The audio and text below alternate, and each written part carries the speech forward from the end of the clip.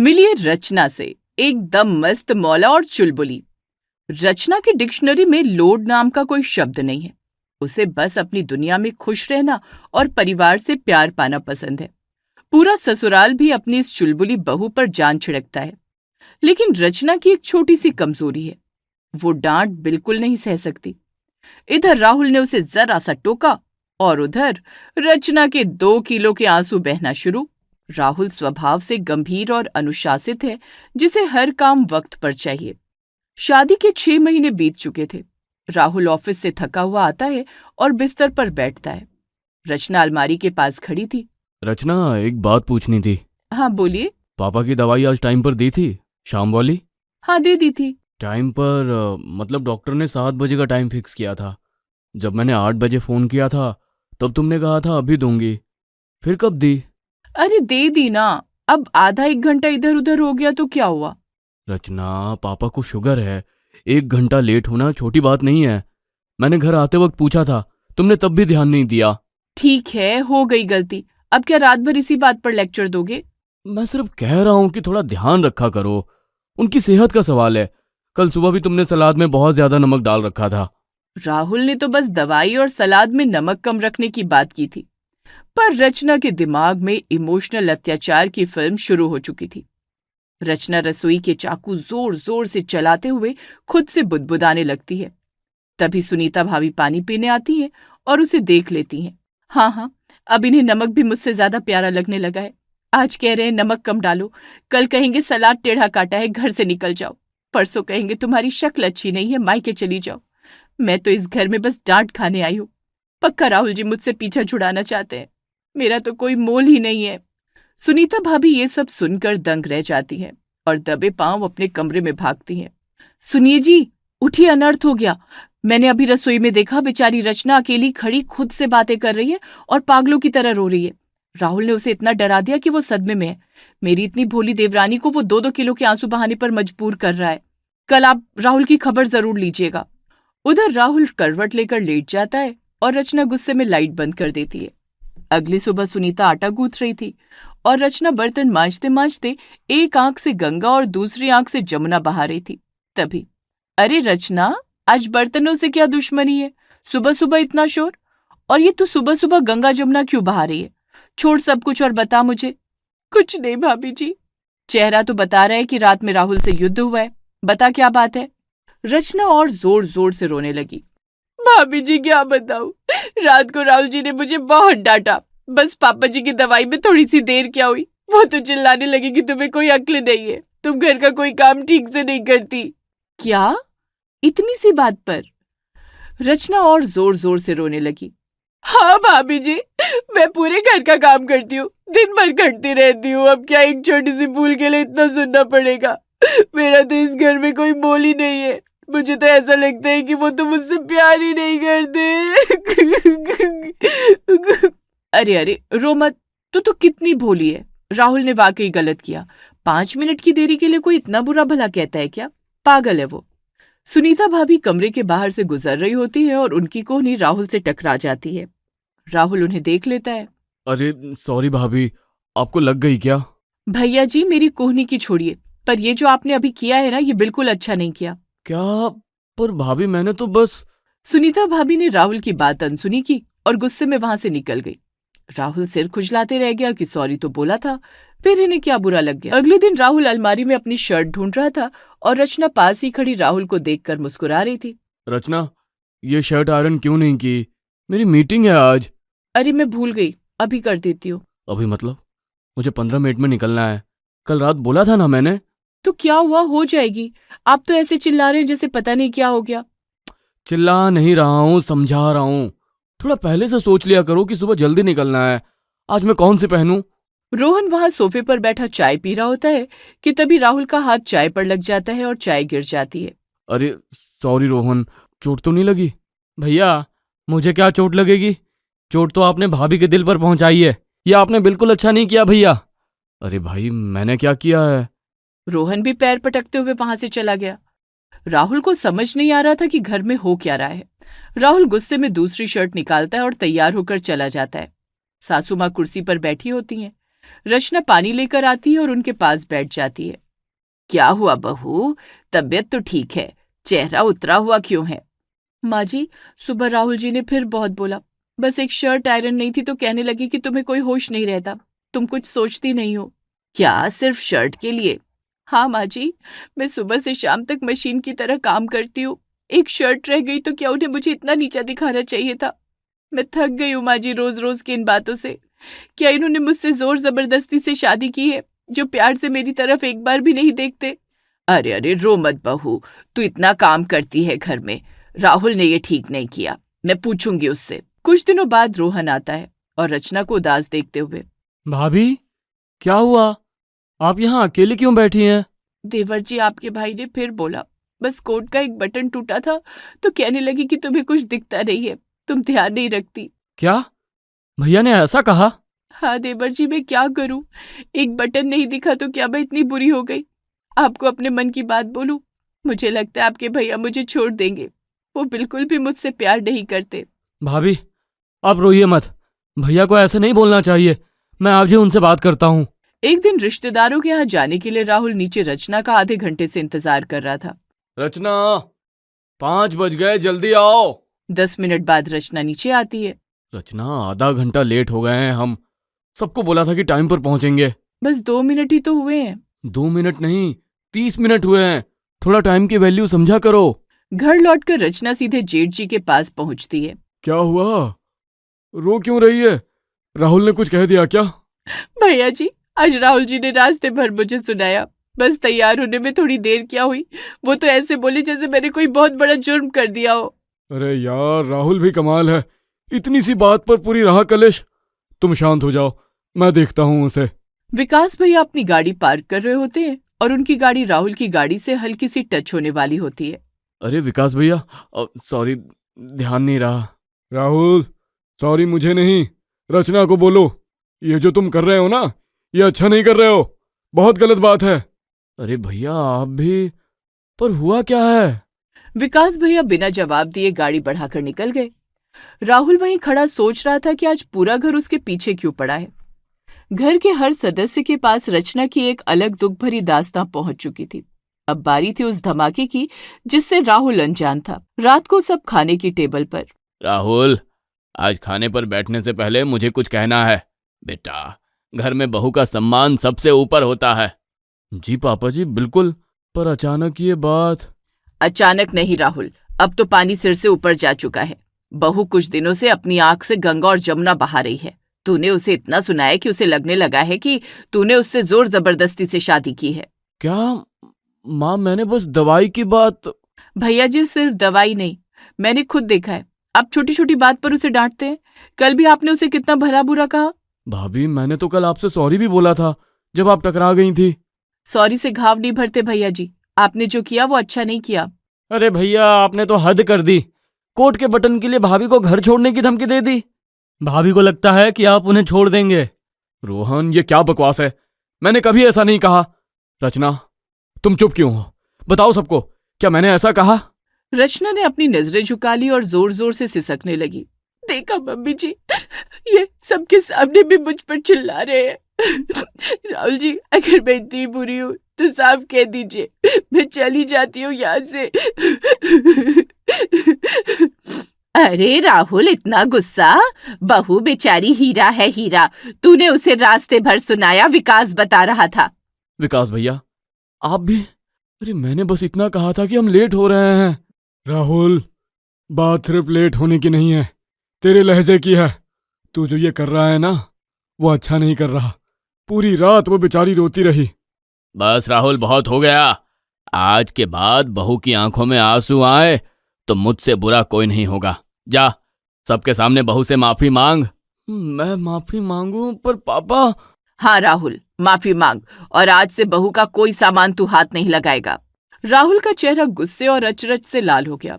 उसे समझ नहीं आ रहा था कि जो बातें उसने कमरे के अंदर की थी वो पूरे घर में जहर बनकर कैसे फैल गई। वो बिना खाना खाए कमरे की तरफ भागा। बेडरूम में राहुल अपना सिर पकड़कर बैठा था, तभी रचना धीरे से अंदर आती है।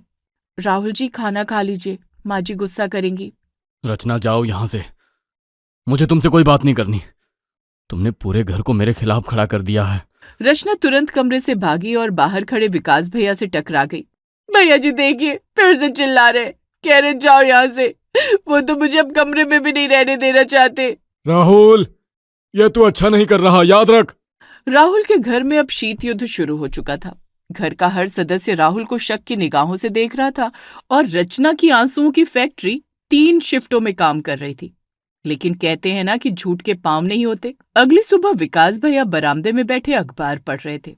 तभी रचना रसोई से निकली और सीधे सासू माँ के पास जाकर खड़ी हो गई। विकास भैया ने अखबार के पीछे से चुपके से देखना शुरू किया। माँ जी, कल रात राहुल जी ने सबके सामने मुझे बहुत बुरा भला कहा। कमरे में जाकर कहने लगे कि तुम इस घर में रहने लायक नहीं हो। क्या? कल रात तो हम सबने उसे समझाया था, फिर भी उसने ऐसे कहा? हाँ बाजी, कहने लगे कि तुम्हारी वजह से मेरी घर में इज्जत कम हो गई है। बाजी, मेरा क्या कसूर है? मैं तो बस प्यार चाहती हूँ। रचना जोर जोर से रोने लगी और सासू माँ उसे चुप कराने लगी। विकास भैया ने माथे पर बल डालते हुए सोचा, कल रात तो राहुल चुपचाप सो गया था, मैं खुद बगल वाले कमरे में था। ये बात इतनी बढ़ कैसे गई? विकास भैया अब रचना पर नजर रख रहे थे। उन्होंने देखा कि रचना अब रोहन के पास गई है। देवर जी, कल राहुल जी ने बोला कि तुम खाना ठीक से नहीं बनाती। कह रहे थे माँ जी और भाभी के सामने तुम बस नाटक करती हो। क्या? भैया ने ऐसा बोला? भाभी, मैं अभी जाकर उनसे पूछता हूँ। नहीं नहीं देवर जी, मेरी कसम है, आपको कुछ मत कहिएगा, वरना वो मुझे और डांटेंगे। बस आप मेरा साथ दीजिएगा। विकास भैया दूर खड़े सब सुन रहे थे। उन्होंने कल रात खुद राहुल के साथ खाना खाया था और राहुल ने खाने के बारे में एक शब्द भी नहीं बोला था। विकास भैया समझ गए कि दाल में कुछ काला नहीं बल्कि पूरी दाल ही काली है। विकास भैया ने माँ को अकेले में कोने में बुलाया। माँ, एक बात बोलनी थी, जरा संभल कर सुनिएगा। क्या हुआ बेटा, फिर राहुल ने कुछ किया क्या? नहीं माँ, राहुल ने नहीं, रचना ने किया है। ये तू क्या कह रहा है? बहू तो इतनी भोली है। माँ, कल रात राहुल ने खाने पर कुछ नहीं बोला था, पर उसने रोहन से झूठ बोला। और परसों जो कमरे से निकलने वाली बात थी वो भी झूठ थी।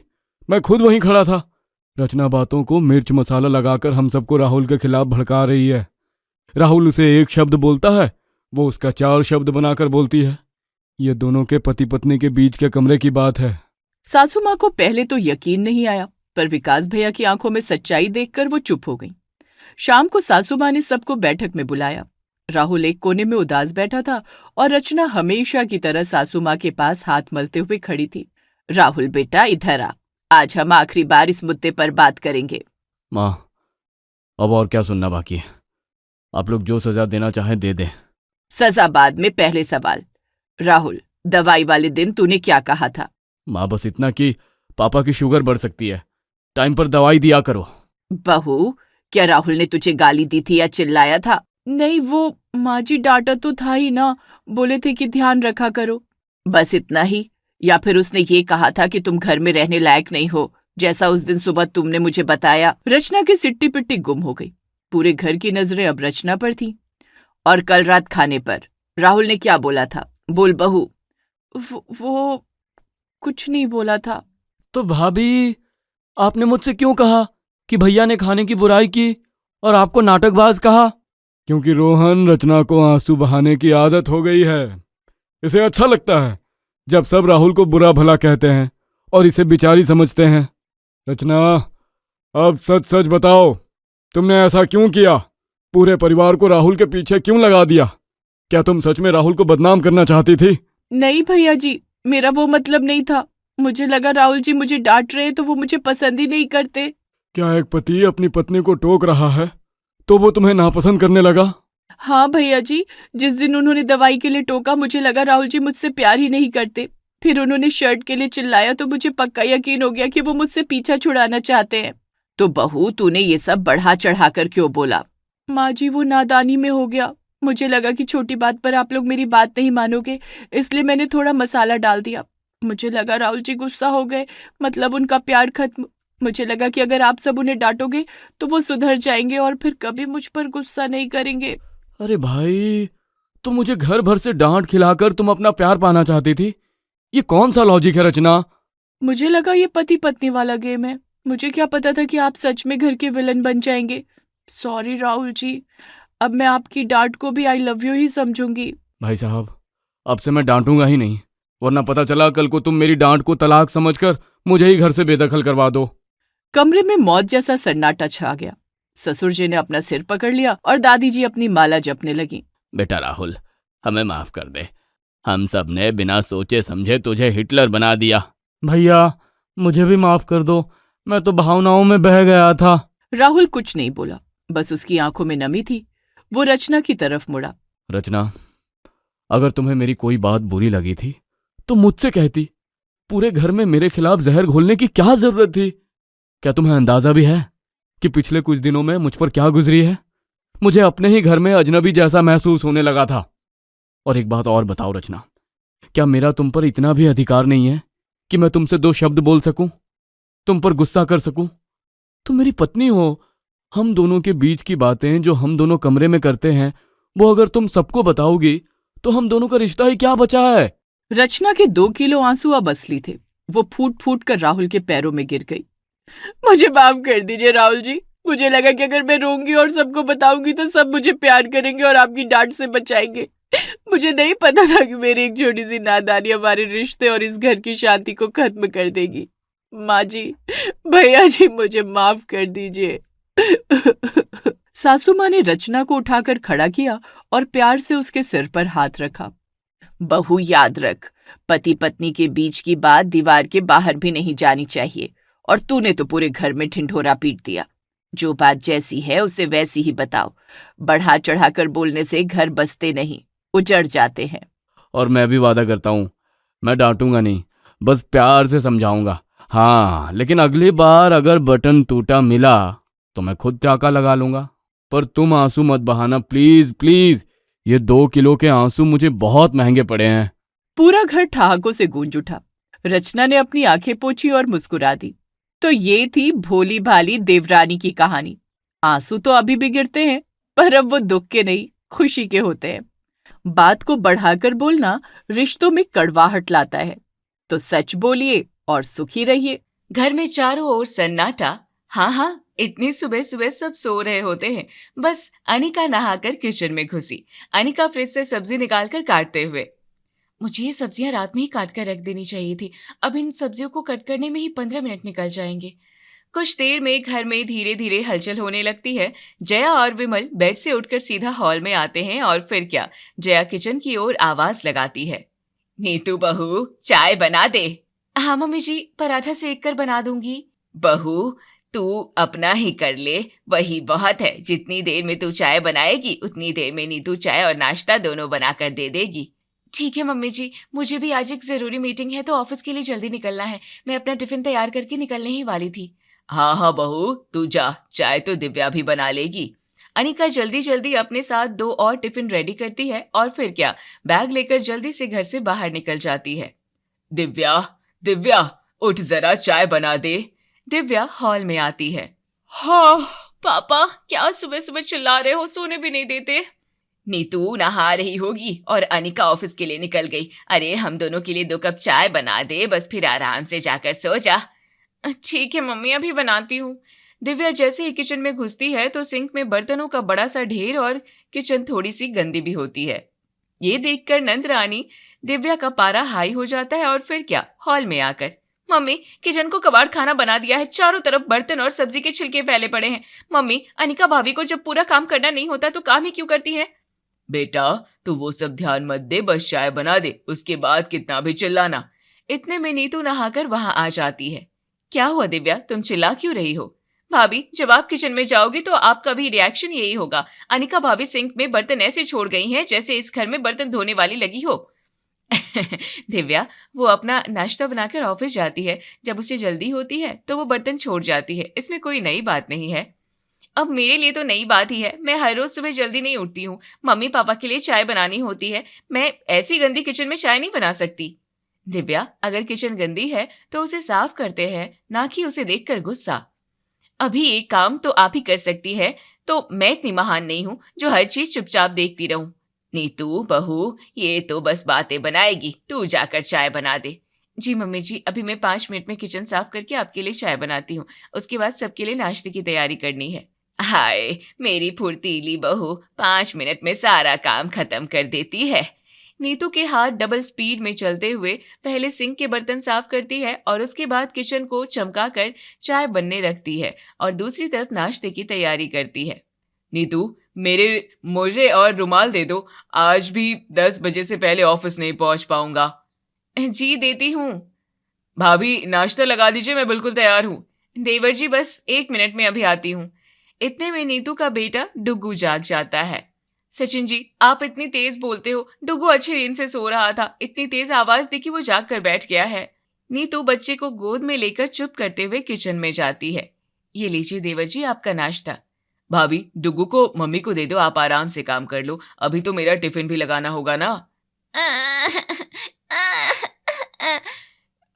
अभी ये सो कर उठा है तो किसी के पास नहीं रुकेगा। और हाँ, आपका और सचिन जी का टिफिन तो निकिता ने लगा दिया था। अच्छा है, निकिता घर के किसी काम तो आई, वरना उसे घर के कामों से कोई खास मतलब तो होता नहीं है। नीतू भाभी, you are the backbone of this family. आप ना हो तो किसी को टाइम से खाना भी ना मिले। देवर जी, आप भी खामखा तारीफ करते रहते हो। दिव्या पार्लर जाने के लिए तैयार होकर आती है। भाभी, जतिन भैया कह रहे हैं आपकी वजह से ही सबको टिफिन और खाना टाइम पर मिल जाता है। वैसे मुझे नाश्ता मिलेगा, पार्लर के लिए लेट हो रही हूँ। दिव्या, नीतू ने डुग्गू को गोद में ले रखा है, चुपचाप अपनी प्लेट में खुद नाश्ता लगाओ और साथ में मेरे लिए भी नाश्ता लगा दो।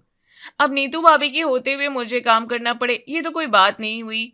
हाँ हाँ सचिन जी, मैं नाश्ता लगा रही हूँ, 1 मिनट। ऐसी नकचड़ी नंद जो खुद तो एक गिलास पानी नहीं लेकर पीती, पर नीतू से एक्सपेक्ट करती है कि वो अपने बच्चों के साथ भी पूरे घर की जिम्मेदारी अकेले संभाले। उसके बदले में नीतू को मिलता है फुर्तीली बहू का टैग। फिर एक दिन, नीतू बहू, लिट्टी चोखा खाने का मन हो रहा है बाहर का। आज रात को लिट्टी चोखा फैमिली पार्टी करते हैं। पहले घर में मिट्टी का चूल्हा था तो कभी कभार बना लेते थे। क्यों नहीं मम्मी जी, मैं अभी गार्डन में चूल्हा बनाने का इंतजाम करती हूँ, उसके बाद आज डिनर में सब लिट्टी चोखा खाएंगे। अरे नहीं बहू, उसमें बहुत झंझट है, तुम कहाँ पढ़ पाओगी। उस वक्त दिव्या पार्लर से घर आती है। मतलब आज घर में लिट्टी चोखा बनने वाला है? दिव्या, वो तो मैं बस कह रही थी, अब जब चूल्हा ही नहीं है तो काहे का लिट्टी चोखा। आप बस देखते जाइए मम्मी जी, अभी तो 4 बजे हैं, अभी से चूल्हे के साथ लिट्टी चोखे की तैयारी हो जाएगी। फिर क्या, नीतू गार्डन में पहुंच गई। उसने पुरानी ईंटें और मिट्टी को जमा किया और गीला करके एक छोटा सा चूल्हा बना लिया। घंटों काम करने के बाद भी उसके चेहरे पर थोड़ी सी भी थकान नहीं थी। पड़ोस की रीता उसे बार बार बालकनी से देख रही थी। 5 बजते ही अनिका ऑफिस से घर में घुसती है और नीतू को चूल्हा बनाते देखकर, भाभी जी क्या कर रही हो आज गार्डन में चूल्हा? क्या हमारे घर में सिलेंडर खत्म हो गया है? नहीं अनिका, वो तो मम्मी जी का लिट्टी चोखा खाने का मन हो रहा था, इसलिए चूल्हा बना रही हूँ। दिव्या दीदी तो पार्लर से आ गई होगी ना, आप अकेले काम कर रहे हो, कोई आपकी हेल्प करने भी नहीं आया? दिव्या और मदद, खैर इतने काम के लिए तो मैं अकेले ही काफी हूँ। नहीं भाभी, मैं अभी चेंज करके आती हूँ, साथ में मिलकर लिट्टी चोखा बनाएंगे। अनिका के ऑफिस की थकान उसकी आंखों में दिख रही थी, लेकिन फिर भी वो अपनी जेठानी के साथ सब्जियां कटवाती है और लिट्टी चोखा बनाने में उसकी पूरी मदद करती है। नीतू चूल्हा जलाती है, अनिका लिट्टी का आटा लगाती है। चारों ओर धुआं फैला है। तभी रीता फिर से अपनी बालकनी से देखते हुए, वाह नीतू बहू, तुम तो पूरी गांव वाली कुकिंग एक्सपर्ट निकली, कैसे फटाफट चूल्हा बनाकर कुकिंग करने लगी। कहीं नहीं चाची जी, बस थोड़ा बहुत आता है। जया रीता की आवाज सुनकर बाहर निकलती है। हाँ रीता, हमारी बहू सर्वगुण संपन्न है, मुझे खाना है और देखो कैसे चूल्हा बनाकर फटाफट लिट्टी चोखा बनाने लगी। आजकल की बहुएं तो गैस पर खाना नहीं बनाती, और एक नीतू बहू है।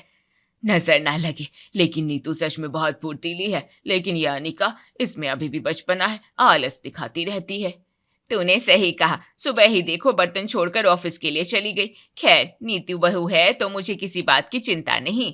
अनिका चुपचाप लिट्टी के पेड़े बना रही थी। दूसरी तरफ उसने सब्जी बनने रख दी थी, लेकिन ऊपर से आई तारीफ तो किसी और के लिए थी। अनिका का काम तो किसी को दिख ही नहीं रहा था। अनिका पसीना पोंछते हुए नीतू के साथ बराबर काम कर रही थी। नीतू बहू, हो सके तो 2 बाटियां इधर भी भेज देना। क्यों नहीं आंटी, आपके और अंकल जी दोनों के लिए भेज दूंगी। रात को डिनर पर तो पूरा माहौल बन जाता है। सब एक साथ डाइनिंग टेबल पर बैठकर लिट्टी चोखा खाते हैं। दोनों बहुएं खाना परोसती है। वाह बहू, ये चोखे को जो तुमने धीमी आंच में बनाया है, उसका स्वाद बिल्कुल मेरी माँ के हाथ के चोखे की याद दिला रहा है। नीतू बहू, आज तो तुमने आत्मा तृप्त कर दी। तुम्हारे हाथ में अन्नपूर्णा का वास है। लिट्टी चोखा बहुत स्वादिष्ट बना है। सोचो, अगर नीतू भाभी इतनी फुर्तीली नहीं होती तो हमें ऐसा लिट्टी चोखा खाने को नहीं मिलता। ऐसा कुछ नहीं है, इसे तो कोई भी बना सकता है। जॉब वाली बहू घर नहीं संभाल पाती। अब खुद ही देखो, 5 बजे जॉब से आई तब से इधर उधर घूम रही है। तुम्हारे साथ काम कर दिया, कभी मुंह पर हाथ रखे बैठी है। ये काम करने के लिए शरीर में फुर्ती होनी चाहिए। नहीं मम्मी जी, अनिका तो बराबर मेरे साथ लगी है। भाभी, हमारी भी आंखें हैं, कितना साथ में लगी है वो सब देख रही हूँ। नीतू को वो मिल रहा था जो उसने किया ही नहीं, और अनिका को उसके किए हुए का कोई फल नहीं मिल रहा था। वो जॉब से कमाकर घर पर ही लाकर रखती थी, लेकिन उसका पैसा किसी को नहीं दिखता था। सास और ननद को कुछ दिखता था तो अनिका का आलस। रविवार के दिन सभी दोपहर में आराम से लेटे हुए, सिर्फ अनिका पूरे हफ्ते के कपड़े और पर्दे धो रही थी। जोर लगाकर उसने पर्दे उठाए। उफ, ये कितने भारी हैं। अनिका पसीने में भीग चुकी थी, तभी पड़ोस की मुन्नी उसके घर आई। जया, जया कहाँ है? हाँ दीदी, अंदर आ जाओ। बस दोपहरी में सब आराम कर रहे थे तो मैं भी कूलर के सामने बैठ गई। बच्चे ऑफिस चले गए हैं तो मेरा तो अकेले मन नहीं लग रहा था, तो मैंने सोचा तेरे पास आ जाऊं। अच्छा किया आ गई, यहाँ भी घर में सन्नाटा पड़ा है। वैसे तेरी फुर्तीली बहू नीतू कहाँ है? हाँ, वो तो सुबह का सारा काम मिनटों में निपटा कर अपने कमरे में आराम कर रही है। फिर ये बाथरूम से कैसी आवाज आ रही है? शायद छोटी बहू कपड़े धो रही होगी।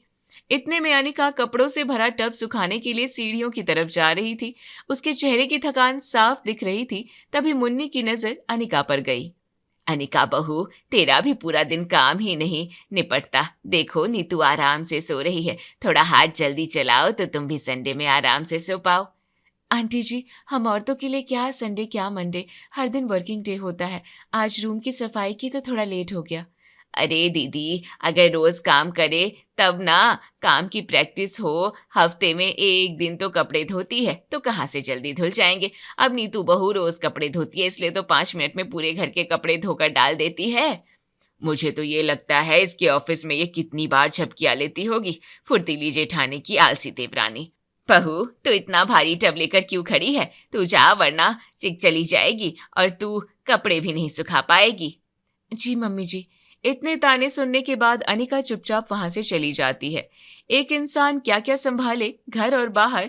उसके बाद भी अनिका को मिलता था आलसी होने का टैग। अनिका सामने बैठी होती है, फिर भी विमल नीतू को आवाज देते हैं। नीतू बहू, नीतू बहू। नीतू रूम से निकलकर बाहर आती है। जी पापा जी। बहू, कल हमारे घर पर मेहमान आ रहे हैं। उनमें मेरी लखनऊ वाली बहन आएंगी और उनका बेटा। पापा जी, ये बात तो आप मुझे भी बता सकते थे, इसके लिए आपने भाभी को क्यों बुलाया? जो खाने पीने की जिम्मेदारी उठाएगा उसको बताएंगे ना, बुरा मत मानना। लेकिन तुम जिम्मेदारी के नाम पर सिर्फ ऑफिस का थैला उठाती हो। घर में क्या हो रहा है, क्या बन रहा है, तुम्हें इससे कोई मतलब नहीं। पापा जी, आप तो ऐसे मत कहिए। ऑफिस से जितना टाइम मिलता है मैं घर परिवार को ही देती हूँ। खैर, जया जी मंदिर से आ जाएं तो उन्हें बता देना मैं थोड़ा बाहर जा रहा हूँ। जी पापा जी। अगले दिन दोपहर को घर में हलचल। नीतू फटाफट खाना बनाने में लगी थी। अनिका बराबर उसके साथ किचन में उसकी हेल्प कर रही थी। कभी मिक्स वेज, कभी कढ़ाई पनीर, पापड़। बराबर गैस पर अनिका सब कुछ बना रही। नीतू भाग भाग कर डाइनिंग टेबल पर डिनर सेट लगा रही थी, क्योंकि मेहमान आने ही वाले थे। दरवाजे की घंटी बजी और मेहमान आ गए। आओ आओ, काफी देर कर दी। मम्मी जी, दोपहर के वक्त रास्ते में ट्रैफिक ज्यादा होता है, इसलिए थोड़ी देर हो गई।